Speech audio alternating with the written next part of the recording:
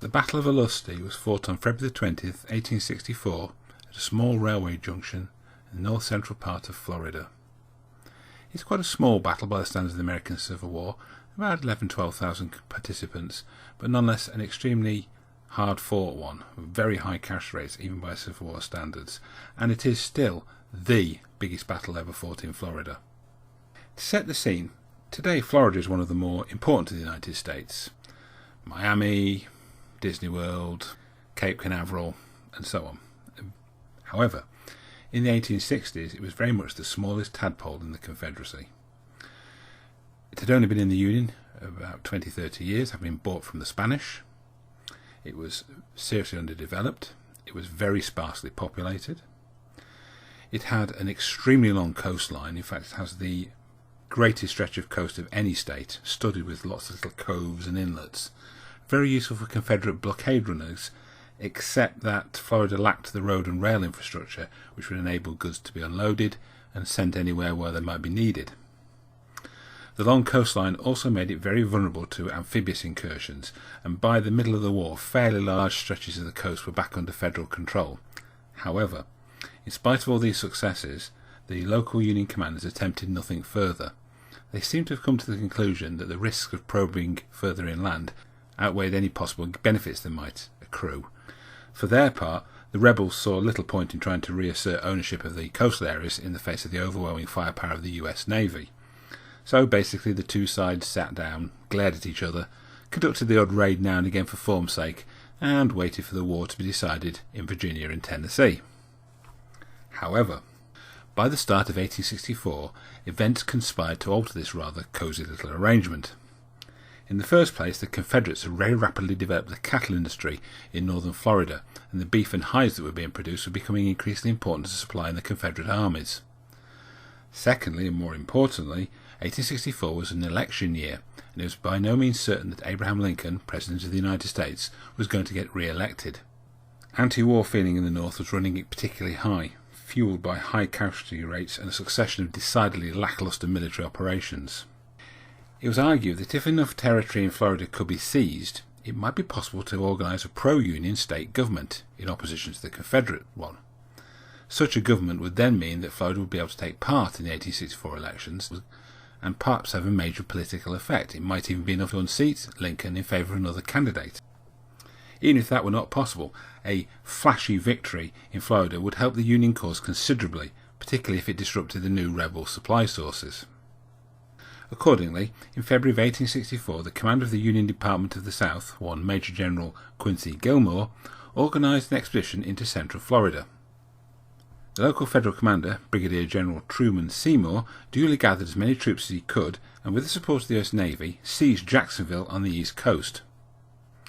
After a short pause to gather supplies and fortify the place, and leaving behind a very small garrison, Seymour swung his small army inland, heading along the rail lines towards Lake City, with the ultimate objective of the Florida state capital at Tallahassee. Along the way, Seymour struck heavy blows, freeing slaves, burning supplies, ransacking plantations, capturing isolated bands of rebel soldiers, and generally causing mayhem. The Confederate commander in Florida was Brigadier General Joseph Finnegan. As the name suggests, Finnegan had been born in County Cork, in Ireland, and had immigrated into Florida in the 1840s, worked in the lumberjack trade, opened a law firm, dabbled in politics, got himself elected onto the Florida state legislature, and had in fact been instrumental in getting Florida to secede from the Union. As a reward, he'd been made military overlord of Florida, in spite of the fact he had no training or military experience of any description whatsoever.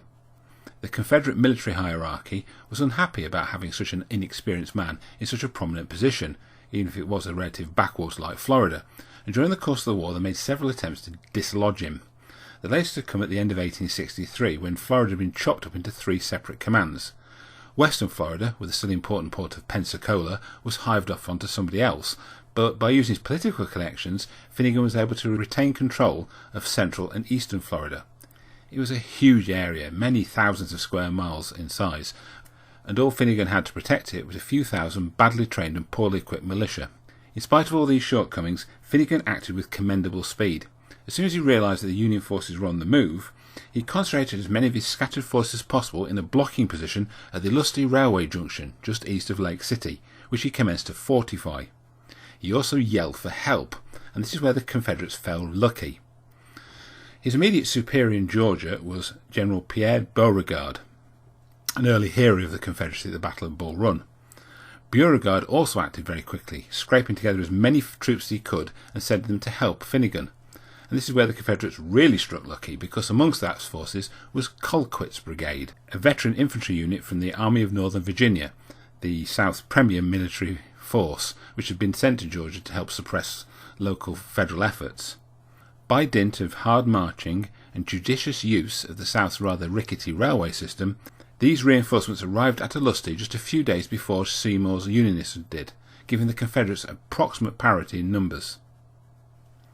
Originally, Finnegan had planned to defend Lake City from the earthworks he had hurriedly thrown up around Olustee Junction, but the Federal advance came in much slower than he anticipated, and losing patience, he decided to go and look for them. Accordingly, on the morning of February the 20th, he organised a small battle group under Colquitt and consisting of troops from Colquitt's own brigade and several Florida militia units, and ordered them to move eastwards to try and find out what was going on.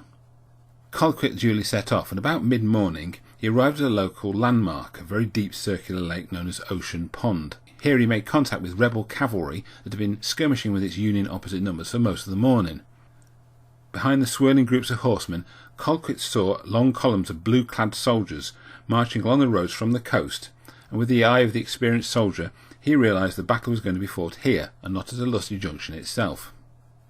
Accordingly, he formed a battle line blocking the roads westwards, yelled for Finnegan to come up and support him, prepared to weather the advancing storm. The Union Army was led by Brigadier General Truman Seymour. Seymour was quite an interesting character. He was a regular army officer. In fact, he'd been a lieutenant at Fort Sumter when the rebels had bombarded the place, which began the American Civil War. Now, 3 years later, he's a brigadier general in charge of a major military area. Even if it is a comparative backwater like Florida, that's still a pretty impressive promotion from lieutenant to brigadier general. He never married, and after the war he spent most of the rest of his life bumming around Europe painting watercolours. Apparently he was quite a dab hand at it. Seymour's little army was divided into 4 brigades. Apart from Henry's Cavalry Brigade, 2 small Massachusetts formations that had been skirmishing with the rebels at the start of the battle, there were 3 infantry brigades. The lead one was under Hawley. It consisted of 3 regiments, the 7th Connecticut, the 7th New Hampshire, and the 8th USCT. The 7th Connecticut and the 7th New Hampshire were often called the 7th New England, as they both came from the New England area, and they're both the 7th regiments from their respective states, and they were often brigaded together. They were experienced, long-serving organisations, both of them, but unfortunately, because they were isolated in the Florida area, they had slowly deteriorated in terms of numbers. Usually the Union's solution to this was to just simply disband them and raise new full-strength regiments, but they weren't able to do that because of the distance. As a result, both units received a large influx of new recruits, and unfortunately the quality was not as high as the original people who'd signed up. They were a lot of immigrants, a lot of them couldn't speak English properly. Obviously they weren't very committed to the Union cause. The original recruits didn't have a great deal of time for them, that's for sure. Large numbers of the 7th Connecticut were on 3-year contracts, and they were coming up for the conclusion. Therefore, a huge effort was made to try and persuade them all to re-enlist, and it worked. There was a great deal of politicking and persuasion and speeches and things, and most of them agreed to re-sign on for the duration. Having done that effort, for some strange reason, the US people said, "Oh, in that case, you can all go on holiday." And most of these people, having been re-recruited, went on furlough. So the 7th Connecticut was also significantly under strength, probably no more than about 300 men. Both the 7th Connecticut and the 7th New Hampshire have been recently given new repeating rifles in place of the old rifle muskets. But then the repeating rifles from the 7th New Hampshire were taken off them and given to the cavalry units.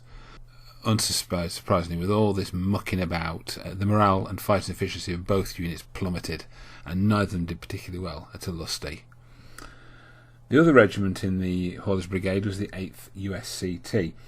They were made up of a mix of free blacks from Pennsylvania and ex-slaves from Virginia. They're sometimes called the 1st Virginia Regiment. They were well equipped and they were pretty well trained, but they had no combat experience whatsoever. They're completely green troops. And for some reason their training had not included the rather basic function of how to reload your musket. Again, didn't do it. They were shot down in droves at Olustee. The Confederate force was divided into 2 infantry brigades and 1 cavalry brigade. The cavalry was a very small organisation under a general called Smith. It consisted of the 2nd and 5th Florida Cavalry Regiments and the 4th Georgia Cavalry Regiment. They were not in particularly good condition. The horses were seriously underfed, and they were also severely understrength because a lot of troopers had been detached on picket duty and things like that. The 2 infantry brigades were under Colquitt and a very young, promising general called Harrison, who was still in his late 20s. Colquitt's brigade was a major formation of the Army of Northern Virginia. It was a very strong, experienced unit, but it was also seriously under strength, so its numbers have been supplemented by a Florida infantry regiment, a Florida company of militia, and a Florida artillery battery. Harrison's brigade was an amalgamation of all the other bits and pieces that were available. The 1st Georgia Infantry Regiment was a hard-luck organisation which had suffered very badly in the opening battles of the Civil War. It had been sent back to Georgia to rest and recoup, but had been stuffed in this horrible camp right next to a swamp. There had been a heavy outbreak of disease. They'd been really badly affected by that as well, so they were not a very strong formation. The 64th Georgia had been formed by retired veterans and young boys too young to join the regular army. It had good numbers and was regarded as a good unit because it had a lot of time to train. There were also companies here of Florida conscripts. There was a couple of heavy artillery units which had been retrained as infantry. It was basically a real collection of odds and bits and pieces. What happened in the real battle? Well, contemporary accounts are not exactly clear. In the heat of struggle of fighting, people's memories get distorted, the perception of time changes, they get the orders of things mixed up. It's possible to kind of work out what happened if you mix together all the accounts that we do have. What seems to have happened is that Hawley, leading the 1st Union Brigade, saw the Confederate forces arrayed in front of them, realised that they were not particularly substantial, decided that he didn't want to take a chance of them slowing him down, so he ordered an immediate attack. Unfortunately, as we've seen, Hawley's brigade was not a particularly strong force, and Hawley's rather erratic orders meant that 2 of the units, the 8th USCT and the 7th New Hampshire, ran into each other, throwing both units into confusion.